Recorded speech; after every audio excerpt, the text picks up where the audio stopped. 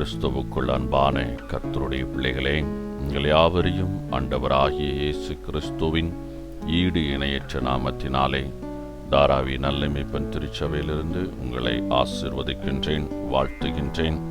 கர்த்தர் தாமே இந்த நாளிலே உங்களையும் உங்கள் குடும்பங்களையும் ஆசீர்வதித்து இம்மையில் நீங்கள் சுகித்திருக்கவும் மறுமையில் நிலை வாழ்வை சுதந்திரித்துக் கொள்ளவும் அனுக்கிரகம் செய்வாராக. தினம் ஒரு மிஷனரி என்கின்ற தலைப்பிலே இந்த நாளிலே நாம் பார்க்க இருக்கிற மிஷனருடைய பெயர் தாமஸ் அக்வினாஸ். இவருடைய பிறப்பு கிறிஸ்துவுக்கு பின் 1225 ஆண்டு. இவருடைய இறப்பு 7ஆம் தேதி மார்ச் மாதம் 1274 வருடம்.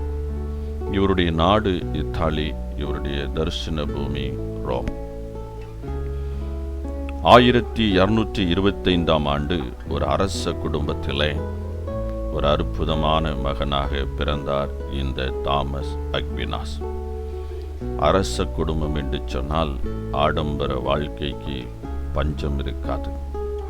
ஆனால் இந்த அக்வினாஸ் ஆடம்பர வாழ்க்கையை வெறுத்தார். அந்த ஆடம்பர வாழ்க்கை அவருக்கு ஒரு வெறுப்பை தந்தது. சொத்து சுகங்களை எல்லாம் துறந்து எளிய வாழ்வு வாழும்படி துறவரம் மேற்கொண்டார். ரோம் நகர் நோக்கி பயணம் செய்து கொண்டிருக்கும் போது அவருடைய சொந்த குடும்ப சேவகர்களால் பிடிக்கப்பட்டு வீட்டினுள் அடைக்கப்பட்டார். வெளியே செல்ல முடியாமல் தவித்த போது தனது சகோதரியின் மூலம் அநேக புத்தகங்களை வாங்கி படித்தார். ஒரு நாள் அனைவர் கண்களிலும் மண்ணை தூவிவிட்டு அங்கிருந்து ஓட்டம் பிடித்தார். துறவர சபையில் சேர்ந்த இவர் தியானங்களில் தன் மனதை நிலைநாட்டினார். அதிகமான நேரங்கள் அவர் தியானத்திலே கர்த்தருடைய பாதத்திலே அவர் அமர்ந்திருப்பார். 1520 ஆண்டு குருவாக இவர் பொறுப்பேற்றார். எழுத்து பணியே தனது பிரதான பணி என்று கருதிய இவர் எழுதிய இறையியல் சுருக்கம் என்ற புத்தகமே இறையியல் படிப்பிற்கு ஓர் ஆணிவேர் என்று சொன்னால் மிகையாகாது. இந்த இறையியல் சுருக்கம் என்ற புத்தகத்தை அறியாத இறையியல் அறிஞர்கள் இருக்க மாட்டார்கள். அந்த அளவுக்கு இந்த புத்தகம் முக்கியத்துவம் வாய்ந்ததாக விளங்கிற்று. தனது இல்லத்தில் ஒரு நாள் தீவிர சிந்தனை செய்து கொண்டிருந்தார் இவர். சில சகோதரர்கள் அவரின் சிந்தனையை கலைத்து குதிரை பறக்கிறது வந்து பாரும் என்று அவரை அழைத்தார்கள். அவர் வெளியே வந்து எட்டி பார்க்கவே பொய் சொல்லி உம்மை முட்டாளாக்கி விட்டோம் என்று சொல்லி கேலி செய்து சிரித்தனர். அக்வினாஸ் அவர்களை பரிதாகமாக பார்த்தார். பொய் சொல்லுவதை காட்டிலும் முட்டாளாவது ஒன்றும் பெரிதல்ல என்று கூறி சென்றார்.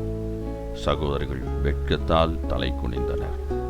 உண்மை பேசுவதையும் உத்தம குணங்களையும் கடைபிடித்தவர் இந்த அக்வினாஸ். அருமையான கர்த்தருடைய பிள்ளைகளை, நாமும் எல்லா நாளும் உண்மையே பேசுவோம், உண்மையே சார்ந்திருப்போம், உத்தம குணத்தை நம் வாழ்வில் கடைபிடிப்போம். இந்த அக்வினாஸ் தமது வாழ்நாளில் 49 வருடங்களில் சுமார் 60க்கும் மேற்பட்ட புத்தகங்களை கைப்பட எழுதியுள்ளார். இறைஞானம் மிகுந்த இவர் இறையியல் அறிஞர்களுக்கு ஒரு சிறந்த வழிகாட்டியாக திகழ்ந்தார். இறைஞானம் தேடும் அனைவருக்கும் குருவாக என்றுமே இவர் காணப்படுவார் என்பது மிகையாகாது. அன்பரே, உமது ஞானத்தை இறைவனின் மகிமைக்காக பயன்படுத்துவீராக.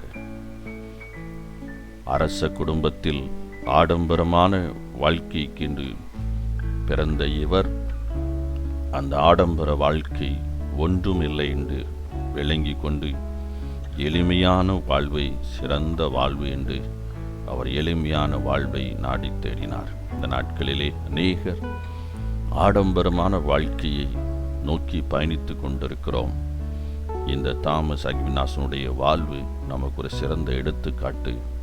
வேதமும் அதைத்தான் சொல்லுகிறது. ஆடம்பர வாழ்க்கை வீணானது என்று சொல்லி வேதம் நம்மை எச்சரிக்கின்றது.